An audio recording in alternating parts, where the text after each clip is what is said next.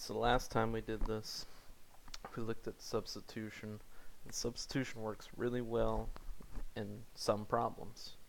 And the problems we all looked at had one or the other equations had something that looked like x equals something. So x was already solved for. That's not always the case, like what we have here. So if that's the case, then substitution is not always your best bet. So we have the second method called elimination. And all that is we take our two equations and we use one to eliminate the other. Right? So the basis of this idea is, let's look at our second equation here. We have 2x plus y equals 48. Right? And what we're going to do is we're going to add both of these to our first equation.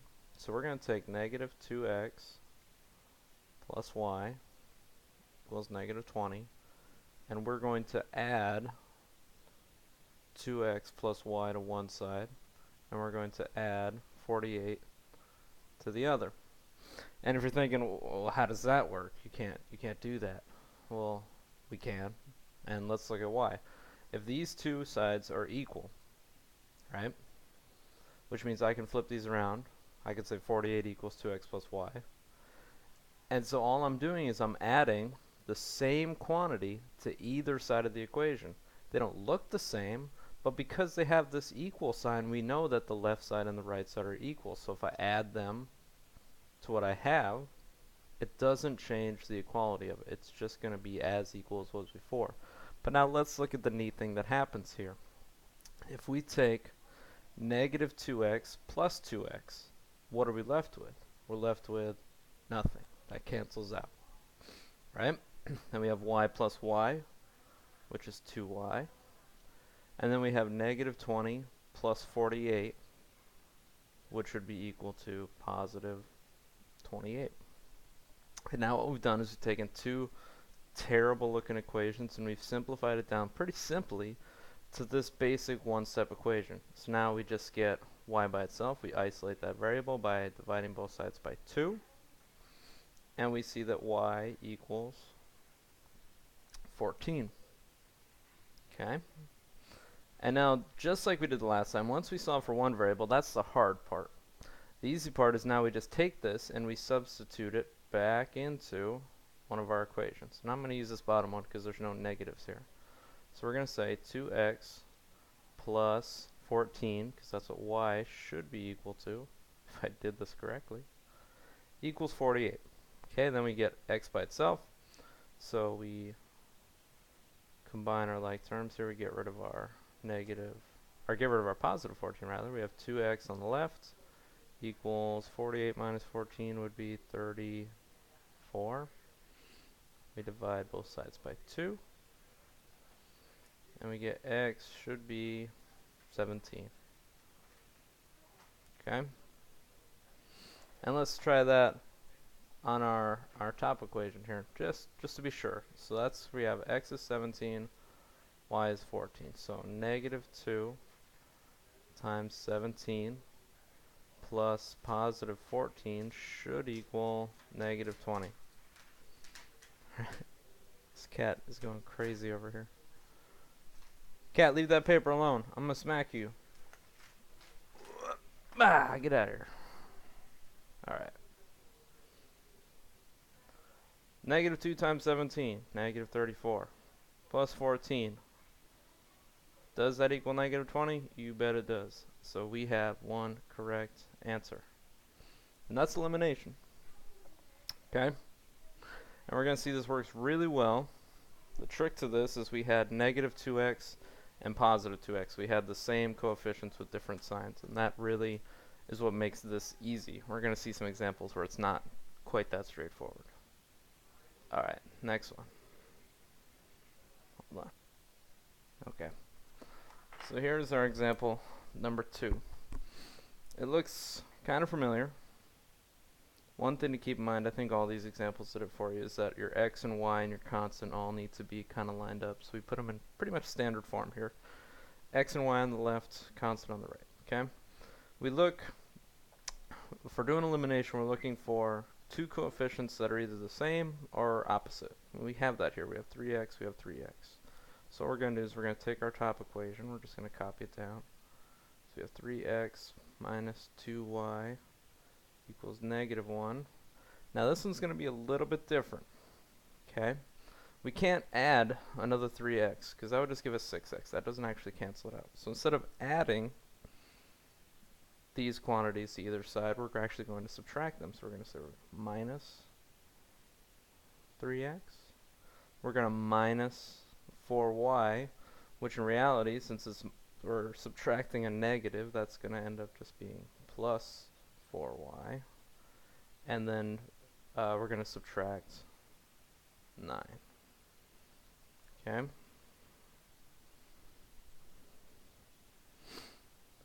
So now we look at it, we have our two equations here, and now we just simplify it. So 3x minus 3x, that's going to cancel. Negative 2y plus 4y, that's going to leave us with positive 2y. And negative 1 minus negative 9 is going to be negative 10. And once again, we've taken two difficult equations and turned them into one nice and easy one-step equation. To solve for y, we divide by 2, and we get y. That's supposed to be y. Y is equal to negative 5. Alright, so now what do we do next? That's right, we substitute. We take this y value and we put it back into one of our equations.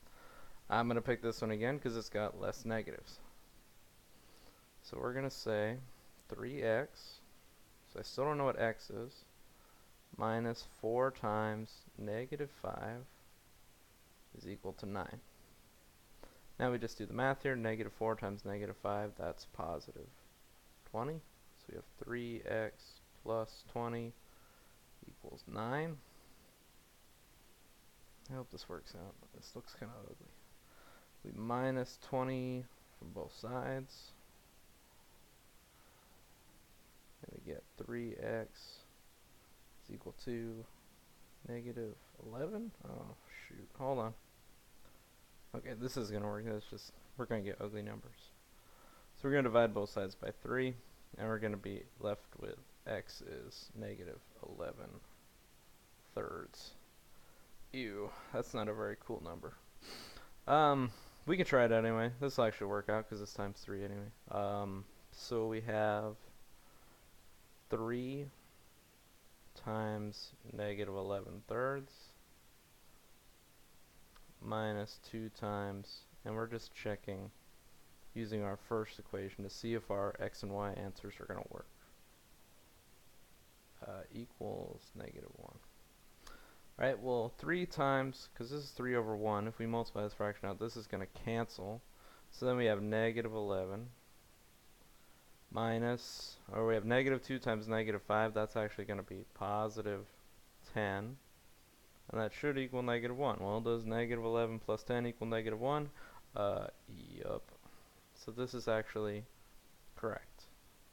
So yes, sometimes you get terrible fractions, but that's okay. Right? So those are the easy ones. This one's slightly harder. This is like 1.5 stars as far as difficulty goes. Alright, so let's step it up a little bit. So now we have this one here. Same thing, we line them up, x, y, constants. That's good. Then we want the coefficients for either x or y to be the same, which is not the case here.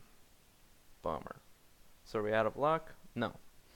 All we do is we multiply one of these equations by a factor that'll make it the same as our original.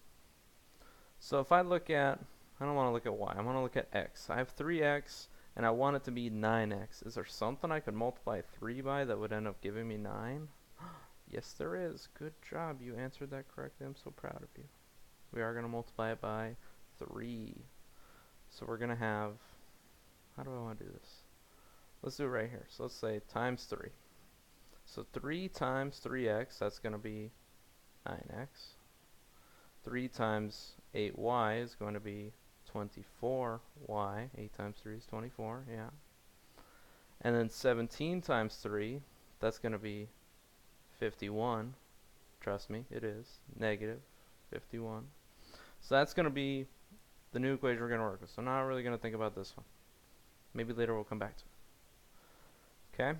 So now we have 9x minus 3y equals 3. And we're going to be lazy.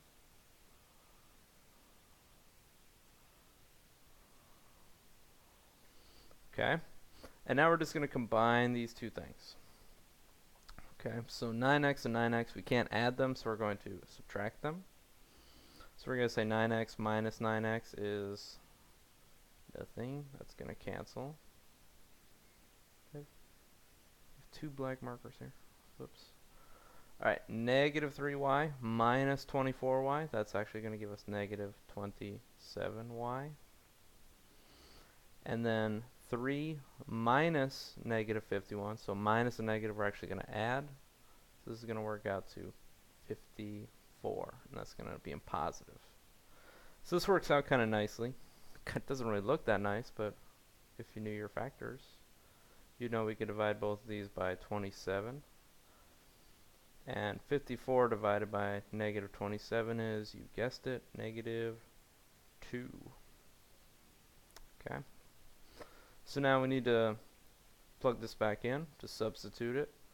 And let's use our first equation, just because I crossed out the second. So let's say if y is negative 2, then we would have 9x minus 3 times negative 2 should equal positive 3. So negative 3 times negative 2 is positive 6. So we have 9x plus 6 is 3. Again, we're just solving for x now, so we subtract 6 from either side. We get 9x is equal to 3 minus 6 is negative 3. Divide both sides by 9. And we get x is equal to negative 1/3. And again, it's fractions. Like, oh man, I hate fractions, but it's okay because we have 3x here, so this is actually gonna cancel itself out pretty nicely. So I'm gonna, just so we can check this, because we always check our work because we're not lazy. So if we use our second equation, the reason we use a different equation is because we solved for x using this first one. So if I just check for y in here, that's not gonna do anything. We've already used this to check it. So to make sure it works, we need to make sure it works for both equations. So we need to substitute it back into the second one because it hasn't been used, if that makes sense. We need it to be a correct answer for both top and bottom equations. And we know that the top one works as we did it right here. We need it to work for this guy. So we have 3 times negative 1/3 plus 8 times negative 2 should equal negative 17. So we work this out. Again, we have 3 over 1 times 1 over 3. That's going to cancel out. We're going to end up with just negative 1. 8 times negative 2 is going to be negative 16. And look at that. Does negative 1 minus 16 equal negative 17? Yup. So that is our correct answer. Alright, so that's about, I don't know, maybe 2.5 stars. That's a little bit more work. We had this one extra step. So 2.5 stars. And you're thinking, oh, it couldn't possibly get any worse than that. Oh, not quite. Remember we said we had 4 to go, or 4 problems to do? Here's number 4. So again, first thing, we line them up. X's, Y's, constants, that's good. We want the coefficient for X or Y to be the same, which is not the case. So then we look, is there something I can multiply 3 by to get to 5? And it's nothing good. Is there anything I can multiply 2 by to get to 7? And it's nothing good. So now what? Well, This goes, this thinking kind of goes back to when we did equivalent fractions. If we had like 1/5 and 1/3, and you wanted to find something they had in common. And so if you couldn't just multiply one, you'd have to multiply both of them by something. In which case we'd look for the lowest common denominator, which we would say is 15. So to get that, we would have to multiply our left side fraction by 3 and our right side fraction by 5. And we're going to do the same thing here. We can't just multiply one, we actually have to multiply both of them. So we're going to have to do times 3 to the top and times 5 to the bottom. So let's do that. 3 times 5x is going to be 15x. 3 times 2y would be 6y. 3 times -1 would be -3. Alright? And actually, I want to change this a little bit, and I don't want to confuse you, but I will, because that's what I do. Instead of doing +5, let's do -5. Alright? Trust me. We'll see why this makes sense here in a second. So -5 times 3x would be -15x. And hopefully you're like, oh man, now I totally get it. If not, it's okay. So 7 times -5 would be -5y. And then -5 times 11 is -55. Okay, and if you're still wondering, so why did we do negative? Well, now we have 15x up top, -15x on the bottom, which means all we have to do is we just combine them like they are. Because we can say 15x minus 15x is nothing. That cancels out, which is what we want. Right? Then we have 6y minus 35y, which is just going to be -29y. What? Why are you laughing? You didn't know what it was either. I'm like 3 steps ahead. I'm trying to see if this is going to give us terrible numbers. -3 minus -55 is going to be -58. This actually works out pretty nicely. Woohoo! So we divide both sides by -29 to get y by itself. This is going to cancel out. Sorry for boring you.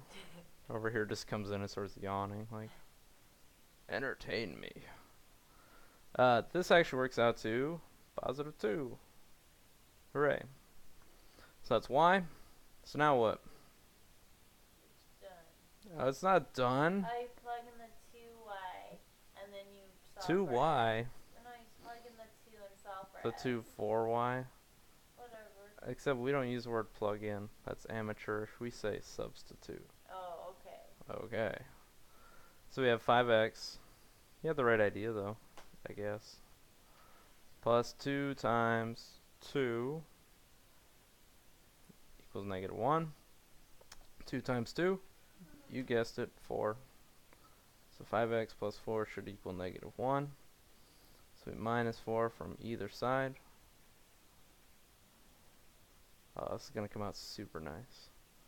So 5x is going to equal -5, which you can probably figure out already. We're going to end up with x equaling 1. -1. Don't forget your negative signs. Okay. Stupid cat, man. It's just in everything. We should feed it every once in a while. Alright, so now we just try out our second equation just to make sure we've done everything okay.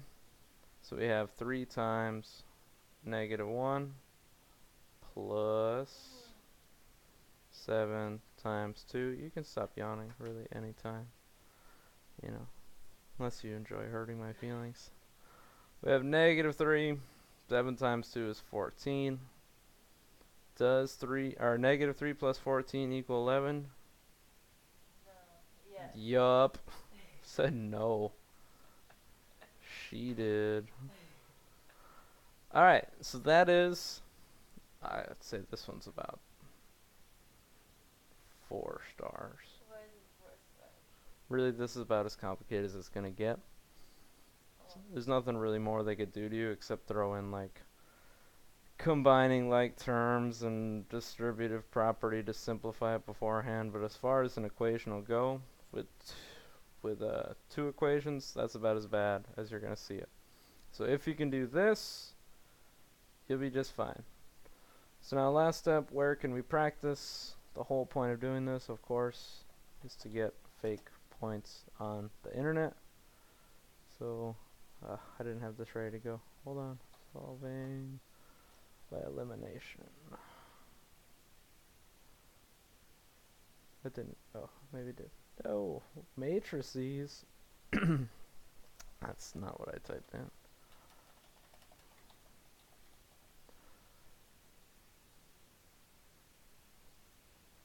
Oh, there's two. There's a simple elimination and a not simple elimination. I would say start with simple and work my way up. So here it is. So get to it. I'll leave the link up there. You can have some fun. Alright? So practice and then practice some more. Alright. Good night. Or good morning. Or good afternoon. Good whatever time you're at.